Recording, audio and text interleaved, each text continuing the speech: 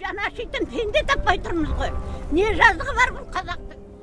Мақтаралым, отан едің мақтаның.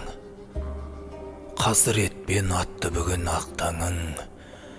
Шекарамды бұзып жарып тілсіз жау қарасаңшы, қас қағымда шапқанан. Аңғалдығың сіңіп қалған қаныңа, қайта-қайта айналды ғой зарыңа. Өз ағам деп, өзім сіңген өзбегің өгейлігін көрсетті ме тағы да? Төгі қалмай жайнап тұрған көк белдің малы суға, салы суға кеттелдің.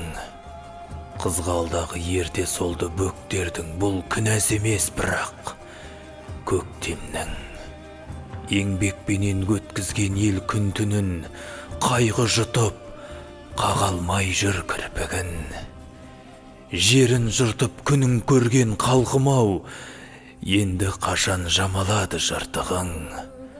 Бірақ сәтте зарға айналып ән күйлер, опырылып су астында қалды үйлер. Сәби көңіл жұртым денді жұбатсын, мына біздің биліктегі бар билер.